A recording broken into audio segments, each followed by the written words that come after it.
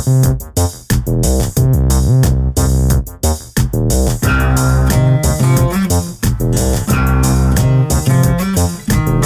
there, and welcome to the Cory Doctorow podcast. If I sound a little muzzy, it's because I'm sick. I managed to go through 2 weeks on tour, shaking hands with innumerable swine flu carriers, no doubt, without getting a hint of a sniffle. But as soon as I got home and was exposed to my very ill daughter and very ill wife, I got their cold. Which, frankly, it's hard to get upset with them over since they had to endure it without my help while I was away gallivanting around the world meeting all of you folks. So I guess it's just justice.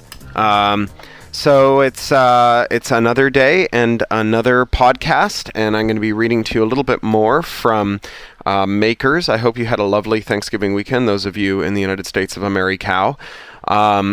I spent the intervening week since the last time I spoke to you doing the corrections for the Win. This is my next young adult novel, for which I have some advanced review copies now, just a limited supply before you get all hot and bothered. And I went through it and killed all the typos I could find and did all the edits. Which I've managed to finally finish. The other thing I've been working on lately is the Boing Boing annual gift guide. This is our second annual gift guide in which I solicit from my co-editors their favorite reviewed products for the year, and we put them together in a 6-part best of that includes fiction, non-fiction, gadgets, kids' books, media, and art and comics. And as I read this to you on Monday the 30th, the last part is about to go up. That's the comics part a little later today. And then I'll probably do a roundup later this week with links to all of the previous gift guides as well. My only other news is that just about the time I finish this podcast, I'm going to do a little more work on Martian Chronicles, the story I'm reading to you again. And then I'm going to go off to see my doctor and find out what the heck is going on with my back. Those of you who follow the podcast know that I've had problems off and on with my back. I've had some limited success with yoga and weight loss and stretching and physiotherapy and acupuncture and osteopathy and various other treatments, but at the end of the day, it's getting worse and worse. It's a kind of sciatica piriformis thing, in case you're interested. And I had an MRI, which they've sent me the DVD of, and I got to watch. I got to literally fly up my own ass, which was very science fictional. And now I get to find out what exactly is going on back there with my screwed up lower back. And I'm kind of excited about it, frankly. There's been a lot of theorizing done by various practitioners who've laid hands on the problem and felt around. But no one's had a good authoritative answer as to what the hell is going on back there until now. And now we've got some images. So I'm looking forward to seeing more about that. Well, there you have it.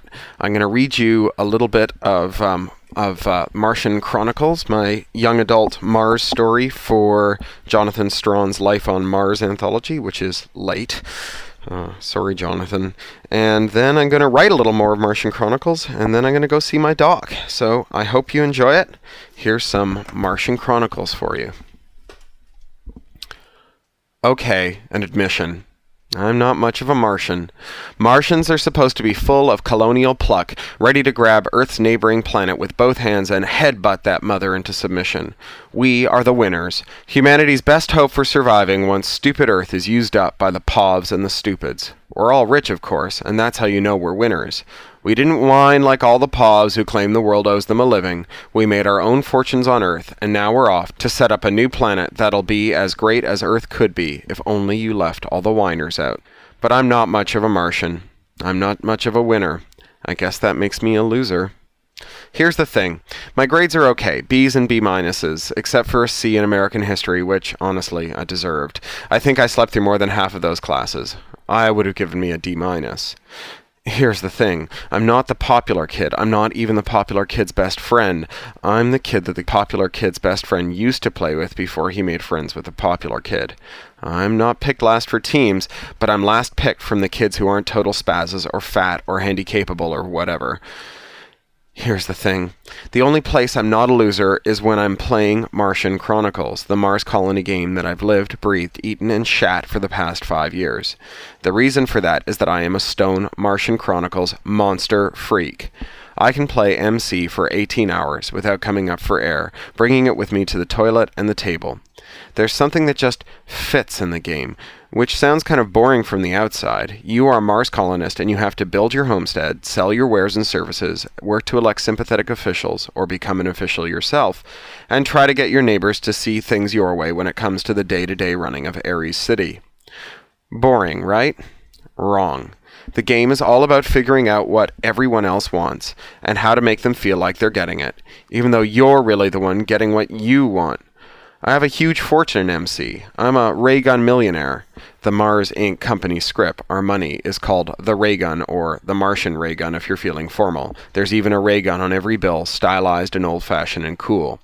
Not real money, but I know that if I can do it in MC, I'll be able to do it on Mars, and then I won't be a loser anymore, and I'll be a real Martian. I am self-aware enough to know how pathetic this sounds, and I'm pathetic enough that I don't care. The Eagle took on her passengers after 3 long hours stuck in the Eagle's Nest mustering hour. For a group of no-whiners, there was a lot of complaining about the strange, lengthy time stuck there in zero-G. Not technically zero, as orientation had reminded us, just microgravity, but I couldn't tell the difference. Waving back and forth in the air recirculator's breeze like a bed of sea kelp. They whined about the wait. They whined about the line for the toilet. Then they saw the toilet, a kind of giant vacuum cleaner you stuck your whole ass into, and they whined about that.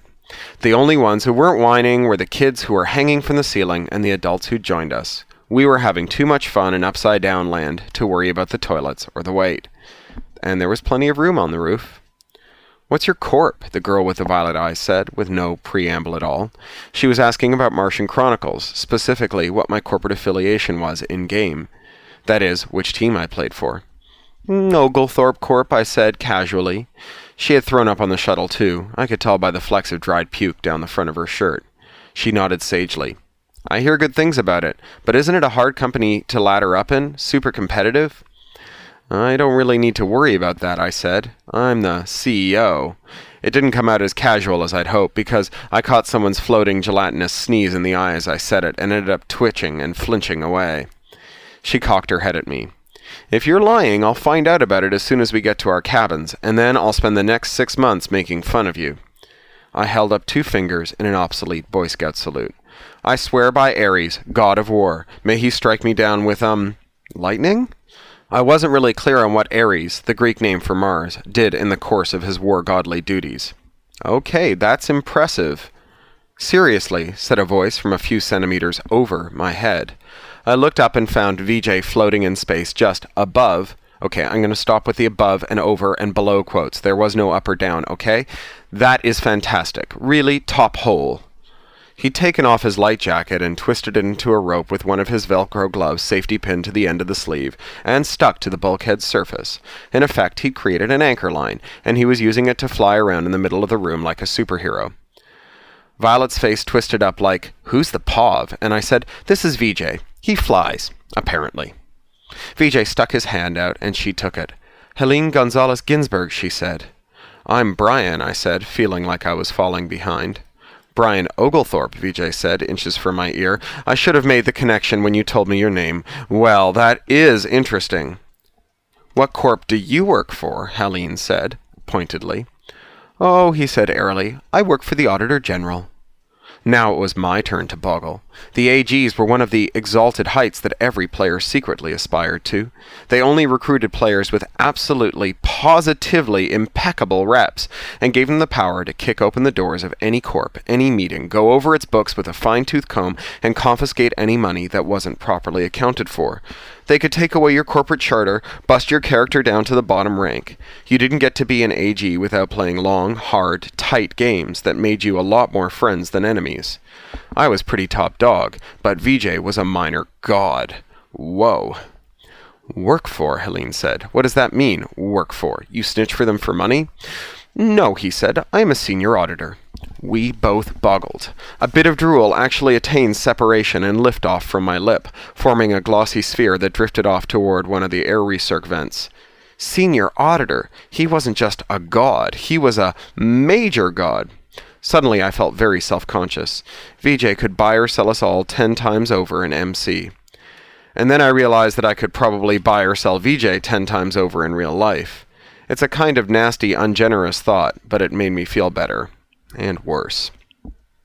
Of course, he said. That's all just for another 3 months. Okay, this is where I have to interrupt.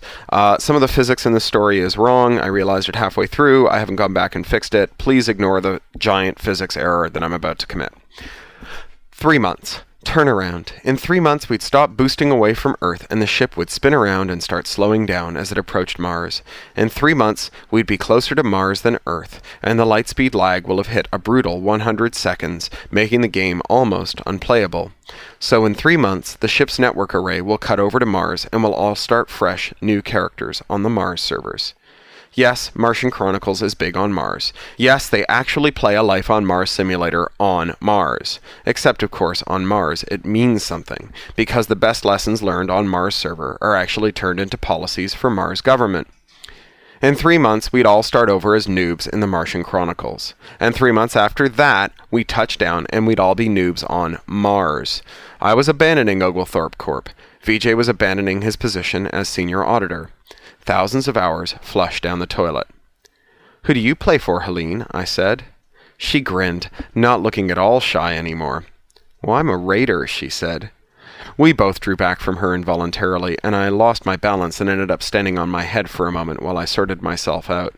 A raider? They were the scum of Mars. They'd borrow a giant amount of money and use it to buy up the majority share of a corp. Then they'd vote that the corp should take on their debt. Then they'd sell off the corp's assets to pay the debts, leaving behind a hollow shell, sucked as dry as a bug in a spider's web. It was great for the investors who loaned the raiders their initial stake. They could take millions of player hours worth of work and turn it into a nice fat bank balance for themselves. Was it legal? Well, no one could send you to jail for it. And it was an open secret that some of the biggest corps had been founded by or had bankrolled raiders. If an auditor caught raiders in the act, he could bust up the party, but that was all part of the game. That didn't change the fact that I was instantly tempted to punch Helene in her movie star nose and then push her out the airlock. She giggled. Oh, there's 10:30. And Reaper Bomb playing on the, or Edelweiss rather, playing on the old cuckoo clock. Edelweiss, na na na na na na na. She giggled. You should see the look on your face. Come on, it's just a game. They always said that. Besides, maybe I'll change my ways when we hit apogee. Start clean on Mars as a goody two-shoes corporate worker bee. VJ nodded. And maybe I'll be a raider, he said. I swallowed. I wanted to say something like, I will be a CEO. I have always been a CEO. It's all I ever wanted to be. But it's just a game didn't allow me to say anything like that. There was one place in the world and off the world where I wasn't a loser, and that was in the Martian Chronicles. I'd come to grips with the fact that I was going to have to abandon my beautiful, perfect corporation in 90 days, but only by promising myself that I'd start building a new corp on day 91. It's just a game, I said. Well, all right then. That's enough for today. Talk to you later. Wish me luck on my MRI. You've been listening to the Cory Doctorow podcast, licensed under Creative Commons Attribution, Non-Commercial Share-alike US 3.0, or as Woody Guthrie put it in another context, this song is copyrighted in the US under seal of copyright 154085 for a period of 28 years, and anyone caught singing it without our permission will be a mighty good friend of ourn, because we don't give a darn. Publish it, write it, sing it, swing to it, yodel it, we wrote it, that's all we wanted to do. Many thanks to John Taylor Williams for mastering. That's Ryneck Studio, WRYNECK Studio at gmail.com. John Taylor Williams is a full-time self-employed audio engineer, producer, composer, and sound designer. In his free time, he makes beer, jewelry, odd musical instruments, and furniture. He likes to meditate, to read, and to cook. Talk to you next week.